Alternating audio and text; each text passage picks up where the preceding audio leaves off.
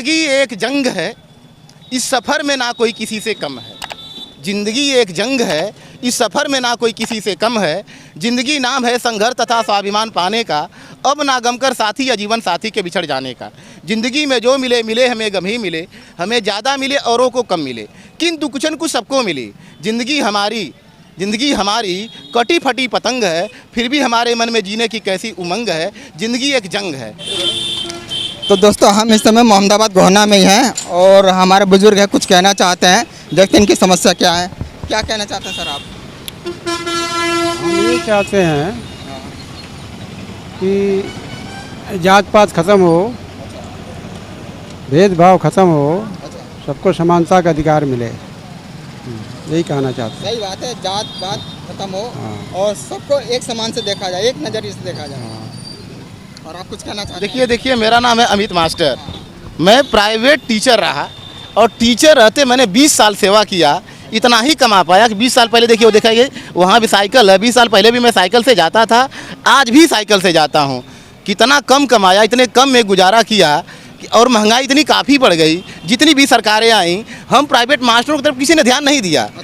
किसी ने अब तक ध्यान ही नहीं दिया। जो मैनेजमेंट जो विद्यालय हैं उनकी तरफ किसी ने ध्यान ही नहीं दिया। इसलिए नहीं दिया कि भाई उनका विद्यालय मैनेजमेंट है हैं, और उसी मैनेजमेंट से मैं पढ़ाते पढ़ाते कवि संघ का सदस्य बना। मैंने कुछ रचनाएं लिखी। अब मेरे पास इतने पैसे नहीं हैं कि मैं उस किताब अपनी लिखी हुई किताब को छपवा सकूं।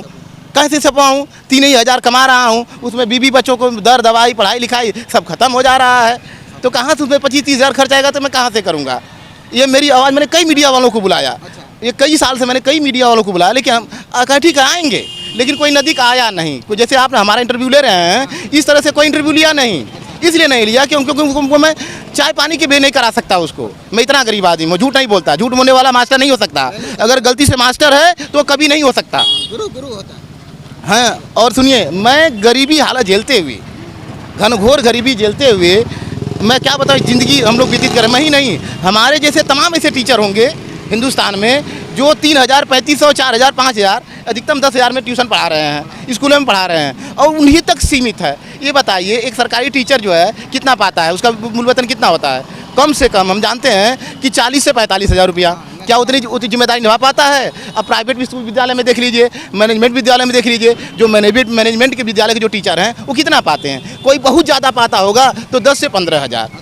होम ट्यूशन को देख लीजिए, 500 रुपया महीना में जाकर के ऐसे छोटे छोटे बच्चों को हम लोग जाकर के होम ट्यूशन पढ़ाते हैं। और जो उनसे पैसा मिलता है उसी से नमक रोटी का घर चलता है। यहाँ तक कि मेरे पास राशन कार्ड भी नहीं, वो भी कट गया। अब सोचिए। तो आपने प्रधान से नहीं बोला? प्रधान से कहा, लेकिन प्रधान कहा कि ये काम करो, बाद में हो जाएगा, आपका बाद में हो जाएगा।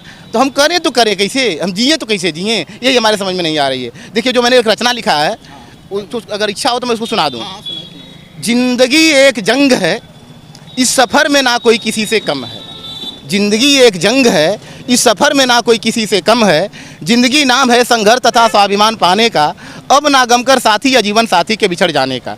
जिंदगी में जो मिले मिले हमें गम ही मिले, हमें ज़्यादा मिले औरों को कम मिले, किंतु कुछ न कुछ सबको मिली। जिंदगी हमारी कटी फटी पतंग है, फिर भी हमारे मन में जीने की कैसी उमंग है। ज़िंदगी एक जंग है। इस भाव को रखते हुए मैं जो है कोचिंग कारवां करता रहा कि हो सकता है आने वाले सरकार कोई आए समय आए तो हम जैसे मान लीजिए 15-20 हज़ार भी अगर पा जाएंगे तो बढ़िया से हम लोग का नमक रोटी चल जाएगा।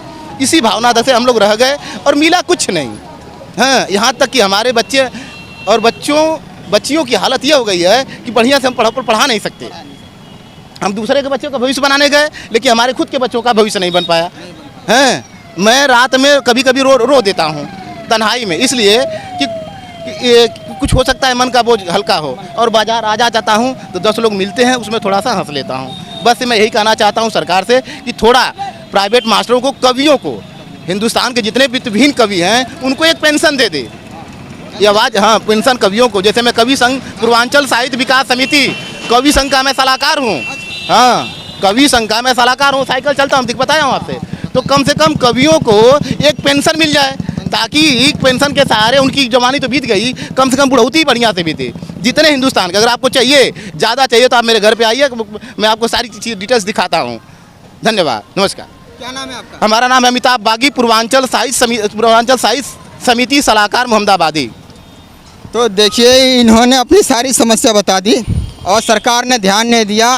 और कवियों का जो कह रहे हैं पेंशन होना चाहिए, वाकई में कवियों का पेंशन होना चाहिए। बाकी देखते हैं, वैसे सरकार को इस पर पेंशन चालू करे। आप देखते रहिए D7 तक। अबरार अंसारी के साथ